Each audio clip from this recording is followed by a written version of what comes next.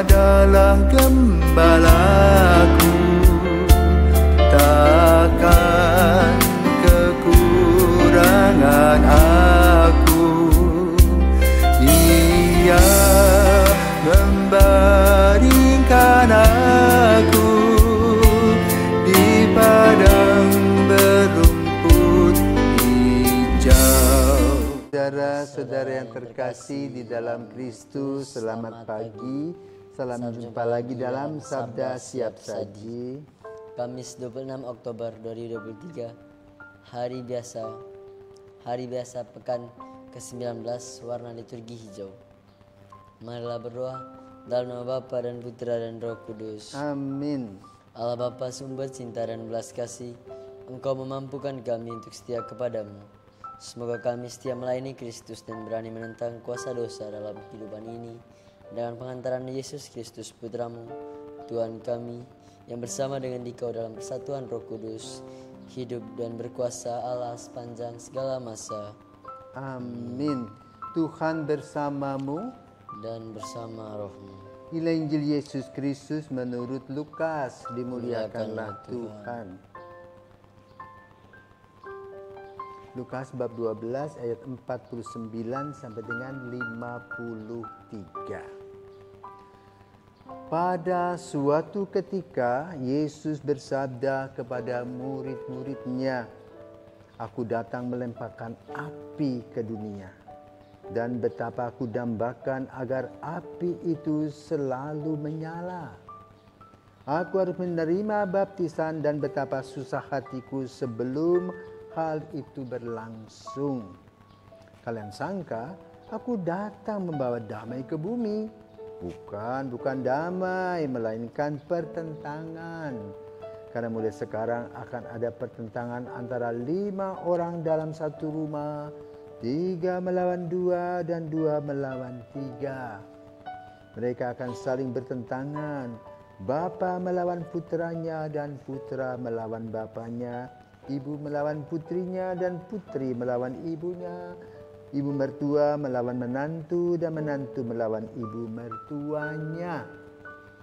Demikianlah sabda Tuhan. Terpujilah Kristus. Saya mau bertanya, Romo, ini mengapa Yesus menginginkan sebuah pertentangan bukan perdamaian? Apa begitu? Betul begitu? Ya. Oke, Bapak Ibu, para pisawan, selamat pagi, dan juga Vicky, selamat pagi. Kamu datang ke sini untuk bawa pertentangan ya? Tidak. Hah? Tidak. Bawa apa kamu? Bawa damai. Bawa damai. Bapak Ibumu di rumah juga membawa pertentangan? Tidak, Romo. Tidak. Nah, jadi sebetulnya konteks Injil pada hari ini menyadarkan orang ya, akan kehadiran Yesus yang disalah tafsirkan. Sampai sekarang toh kedatangan Yesus itu masih orang tidak percaya. Bayangkan bumi ini berisi sekitar 6 miliar. Yang menjadi Katolik 1,2. Bersama dengan orang Protestan 1,2, 2,4. 6 kurang 2,4 berapa? 3,8. Mereka belum percaya kepada Kristus. Ya kan? Ini masalah. Apa sih yang dijual Yesus? Kalau kamu pergi ke kedai, ya, ada kedai yang berupa minimarket, ya, itu pasar lengkap, dia paling kecil, tapi semuanya terbatas, ya, tidak banyak. Tapi ada juga toko-toko khusus, toko pakaian seragam, toko perhiasan saja. Demikian pula restoran, ya, restoran ada hanya jual ayam goreng saja, ya kan? Nah, jualan Yesus itu apa? Keselamatan, kebahagiaan, Maka pertanyaannya, apakah aku bahagia? Maka Yesus mengatakan, aku tidak membawa damai. Nanti lihat di rumah 2 lawan 3 berantem. Nah, apa berantem tentang apa? Yang banyak sekarang berantem itu soal apa? Warisan. Kedua, kontestan jadi pemilu ini loh rame nanti. Ketika masa kampanye itu orang berebut, bisa saling lempar batu. Ingin memenangkan kejagoan-jagoannya. Ya. Padahal itu satu saudara, satu negara kan. Nah ini kadang-kadang kita tidak sadari. Ini kan pula dengan perkataan Yesus itu, Yesus ingin menyadarkan kita bahwa Allah datang dalam bentuk api bukan untuk membuat kebakaran jenggot, tetapi menghangatkan. Ya, buktinya di Gunung Sinai, ya, ketika Musa mengalami kebingungan setelah dia membunuh seorang Mesir, dia lari ke Gunung Sinai membuat apa? Tetapi lalu dia melihat sebuah cahaya yang dia dekati tidak terbakar, lalu mendengar bunyi, akulah Yahweh, Allah Abraham, Allah Ishak, Allah Yakub. Bukalah terompahmu. Apa tugasmu? Membebaskan umat Israel dari Mesir. Maka di sanalah Musa mendapat spirit semangat.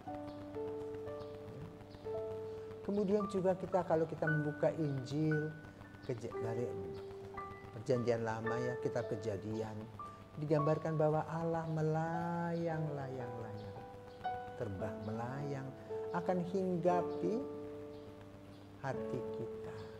Ya. Maka kalau kita perhatikan juga Kejadian Nuh, ya, ada merpati eplek yang membawa daun zaitun. Ya. Artinya bahwa bumi sudah surut, tanda yang positif. Kemudian juga kita melihat dalam Injil ketika Yesus dibaptis, digambarkan bahwa langit terbelah dua. Dan terdengarlah suara, inilah putraku yang terkasih, kepadanya lah aku berkenan. Lalu sesudah itu apa yang terjadi dengan para rasul ketika mereka bingung? Ya, setelah Yesus ditangkap, mereka semua lari ke tunggang langgang. Untung ada Ibu Maria yang mempersatukan mereka dan mereka masih menjenguk Bunda Maria. Dan pada hari ke-50 mereka kumpul di kelompok di upper room itu, di mana dulu Yesus merayakan Ekaristinya yang pertama. Lalu mereka mengalami glosalia, api Roh Kudus. Itu semangat untuk mewartakan Kristus yang wafat, Kristus yang bangkit, Kristus yang menyelamatkan. Dan api Roh Kudus itu tetap hidup sampai sekarang, bahkan seminari Tuke juga di bawah perlindungan Roh Kudus. Jadi Roh Kudus itu api semangat yang berkobar-kobar untuk mewartakan kabar gembira, kabar baik, kabar kebahagiaan. Tetapi amat sangat tergantung pada situasi hati kita. Seperti Yesus berbicara tentang penabur. Ada yang jatuh di aspal. Ada yang jatuh di bebatuan, ada yang jatuh di tempat berduri, semak belukar, ada yang jatuh di tanah yang subur. Nah, kita harus menjadi tanah yang subur, bukannya berbatu-batu, semak belukar dan sebagainya. Tetapi dari sekian melihat manusia belum banyak percaya kepada Kristus. Maka kadang-kadang bertengkar dalam pewartaan. Sebetulnya tidak perlu. Kalau kita tahu bahwa yang kita wartakan baik itu pada waktunya, waktu akan berbicara. Maka kita harus siap sedia seperti tadi kamu katakan, apa si Taurus, apa tadi? Siombing. Apa itu? Siap diomong-ambing. Siap diomong-ambing. Kedua apa lagi? Sinaga. Sinaga apa itu? Siap nahan godaan. Siap nahan godaan. Ketiga apa lagi? Sitorus. Sitorus apa itu? Siap bertobat terus. Siap bertobat terus. Simanjuntak roh. Simanjuntak apa itu? Siap beriman maju serentak. Maju serentak, Horas. Horas. Ya. Jadi selamat pagi Bapak Ibu yang terkasih, harap kita bisa bersama-sama melaksanakan apa yang tadi katakan 4 Sihombing, Siombing, Simajuntak, Simasunto, Simatorus, Sitorus, Sitorus dan Sinaga. Sinaga. Terus Simatupang, Simatupang. siang malam tunggu panggilan. Nah itu fikih, siang malam tunggu panggilan. Jadi selamat pagi Bapak Ibu yang terkasih. Jangan lupa Simatupang itu siap-siap loh. Kita juga akan dipanggil Tuhan. Selama-lamanya harus Simatupang. Dan siap senantiasa. Karena itu Injil pada hari ini mengajak kita untuk apa? Melihat dengan kacamata yang jernih dan positif. Berpikir yang baik tentang Tuhan dan kedatangan Tuhan dengan maksud dan niat yang positif. Sehingga kita menanggapinya secara positif. Dan itulah kebahagiaan. Selamat berjuang, Tuhan memberkati.